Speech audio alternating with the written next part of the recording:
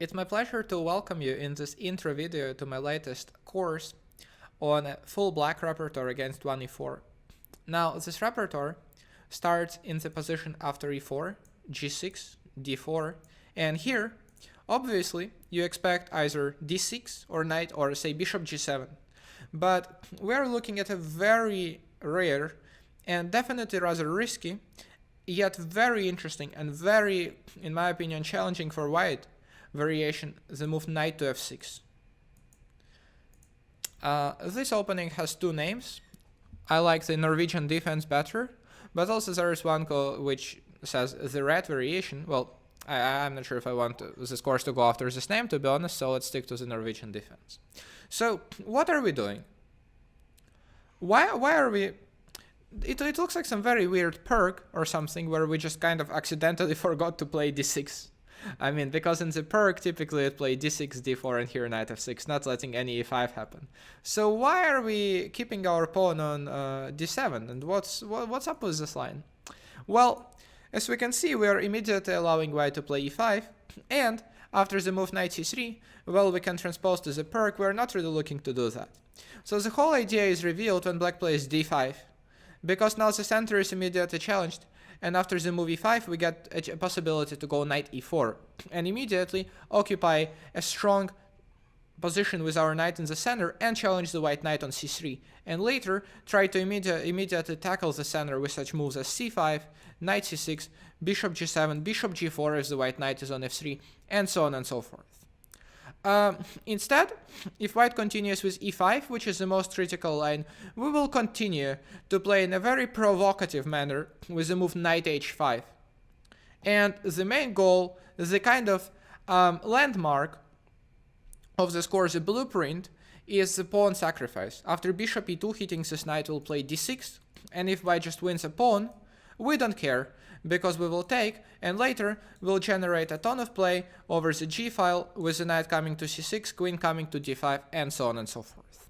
Now, I'm not really looking to give you any theoretical overview of what's covered in this little video. First of all, it's too short for this, and secondly, I would like to rather explain my philosophy about this choice.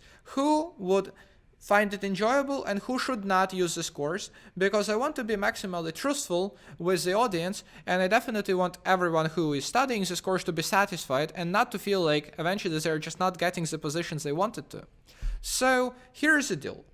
After the move e4, we've got objectively top-notch, first-class openings. In my opinion, there are only two, namely e5 or c5. I wrote a book on e4, e5 for black. I've played this move for many years, and I plan on doing so in the future. And it's very good. It's very solid. Now, now, there are other variations which are kind of, second class, which are very decent, but maybe not as reliable, such as, for example, the Caro-Kann or the French. And then there is arguably the rest, such as, let's say, the Scandinavian, or Alekhine, or modern, or perk, or, for example, some knight c6 Nimzovich, and so on and so forth. Now, why are we playing a pretty unreliable defense? Why am I recommending a pretty, risky line in this course compared to the main lines? Well, if you're a grandmaster looking to play solid chess in classical games versus another grandmaster, don't get this course. You will most likely not get, very quiet life. If you're a grandmaster looking to have fun in Blitz and Rapid, do get this course. The positions will be very murky and interesting. If you are a club player who is interested in playing extremely solid chess, no sacrifices involved, very solid, not creating any weaknesses, any concessions, keeping very symmetrical and, even position at all times, don't get this course. It would not be something for you.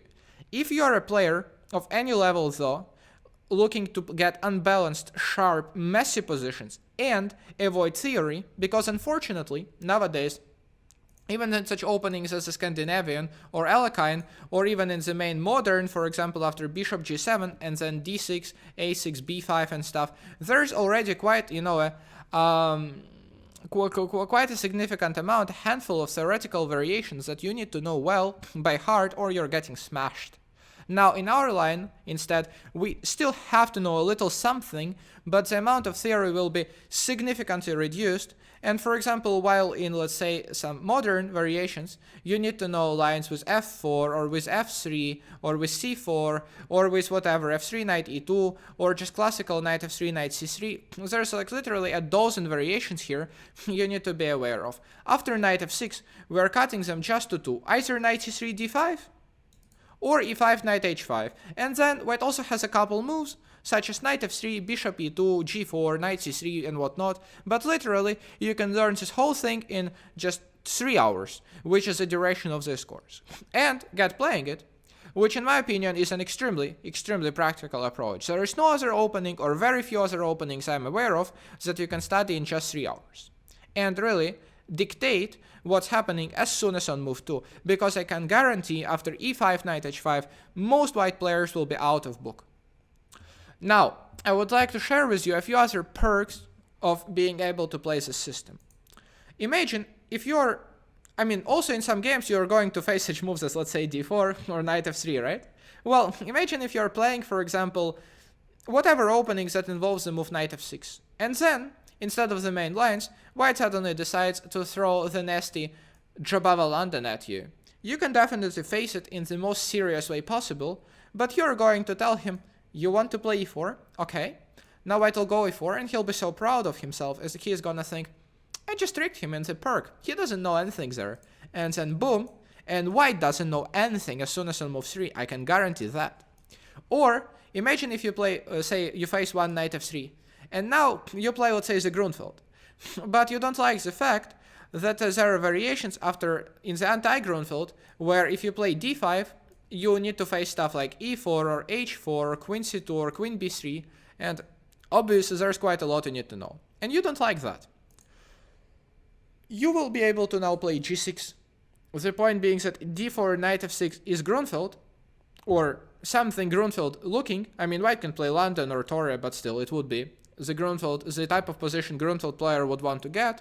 Or if white plays e4, you can again stick the game to the variations we have studied by playing this bishop g7, knight f6 sort of stuff. So again, you're doing good. Now you have an opening versus one knight f3 as well. Not versus one knight f3 precisely, and it would not suit everyone. Don't let me, misword it. But versus, especially if you want to play stuff with g6 presented in this video, likely you already play some other stuff with g6, like King's Indian or some Benoni or some Grunfeld or some, for example, lines such as, let's say, d4, g6, c4, bishop g7, knight c3, c5 and stuff. And again, you'll be very, very ready to meet e4 here with knight f6, not being afraid of some sudden transposition.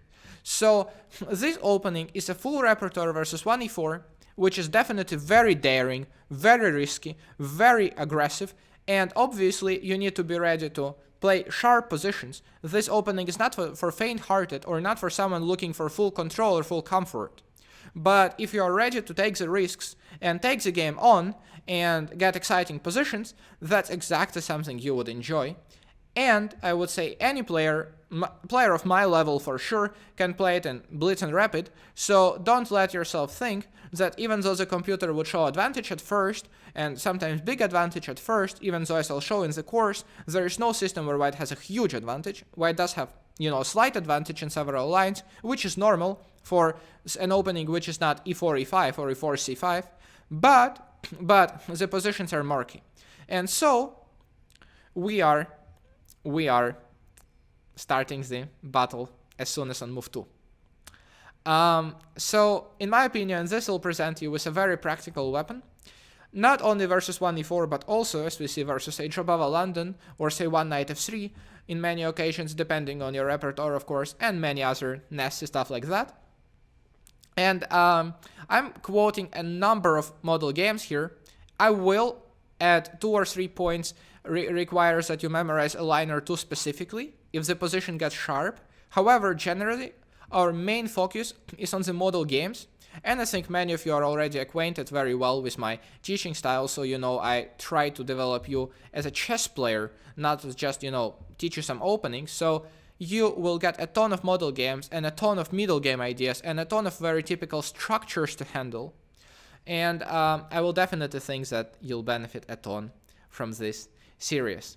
Thank you so much for watching this quick preview. I hope I gave you a ballpark idea of what you might expect and what you should not expect, which in my opinion is a very important and fair thing to warn you about. And I look forward to seeing you right in the course. Thanks, and I'll see you right there.